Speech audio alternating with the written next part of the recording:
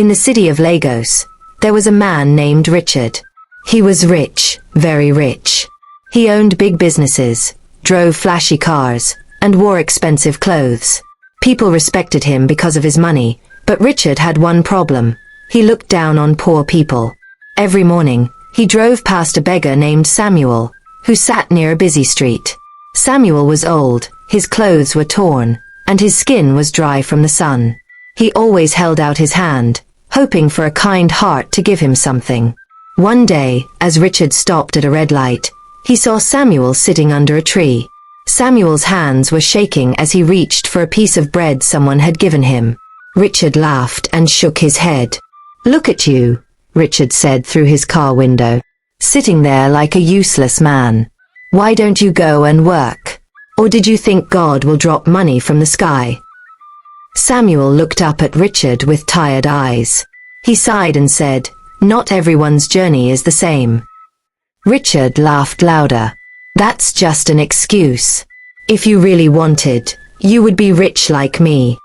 The light turned green, and Richard drove off, still laughing. That night, something strange happened. As Richard slept, he found himself in a dream. He was standing in the middle of the street, but everything looked different. The city was quiet, and the air was cold.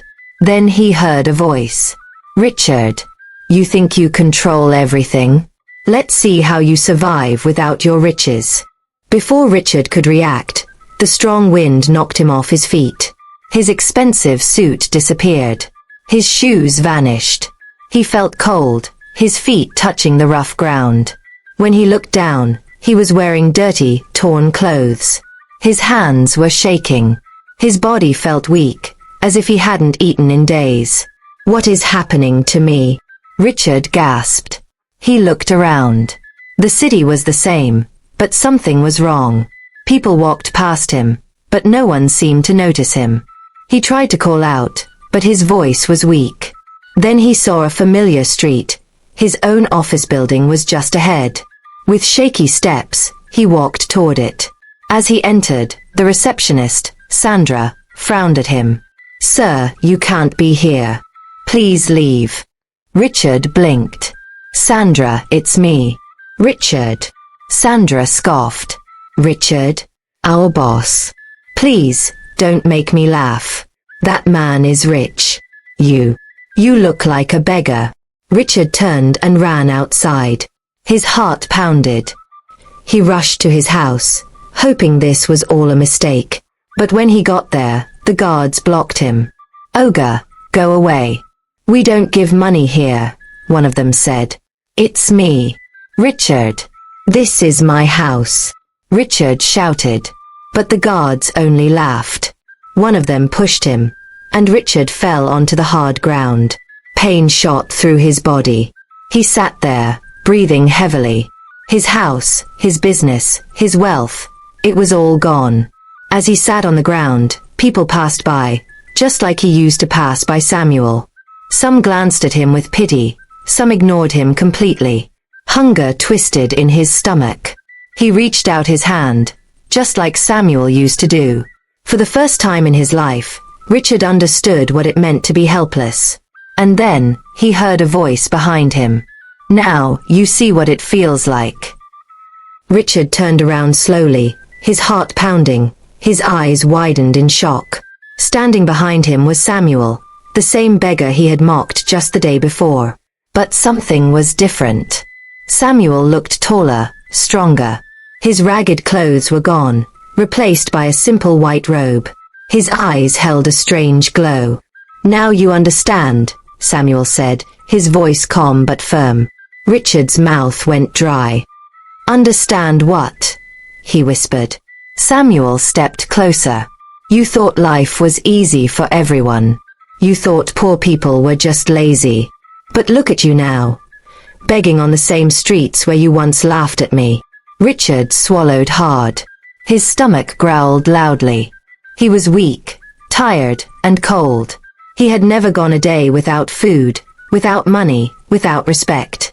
Now, nobody even looked at him. "Please," Richard begged. "I don't know what's happening. Help me." Samuel shook his head. I cannot help you, Richard. Only you can help yourself. You must learn the lesson first. Then, just like that, Samuel turned and walked away, disappearing into the crowd.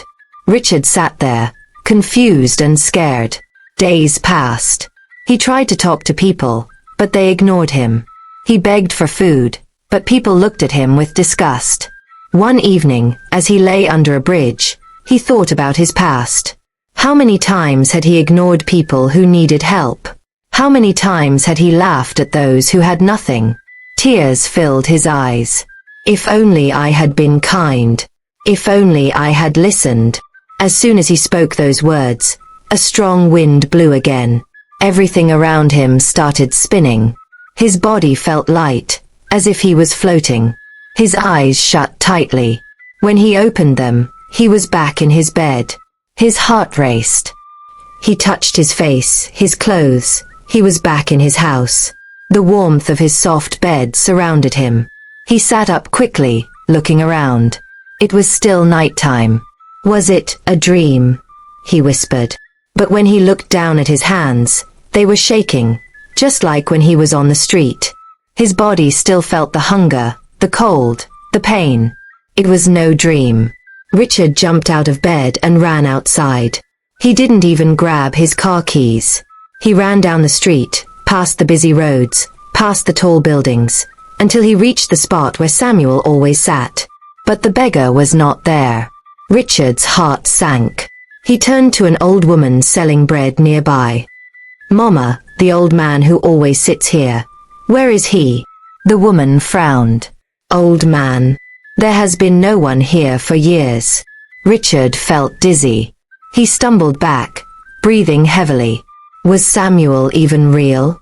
Tears welled in his eyes. He looked up at the sky and whispered, "Thank you for the lesson." From that day on, Richard changed. He helped the poor, gave to those in need, and treated everyone with kindness. And though he never saw Samuel again, he always felt his presence watching, reminding him of the lesson he would never forget. This story teaches us that wealth and power do not make us better than others. Life can change at any moment, and the people we look down on today may be the ones we need tomorrow. Kindness and humility cost nothing, but they can change lives. Always treat others with respect, no matter their situation. Now, it's your turn. What did you learn from this story? Share your thoughts in the comment section below. Let's discuss. If you enjoyed this story, don't forget to like, share, and subscribe for more amazing African folktales. Thank you for watching, and see you in the next story.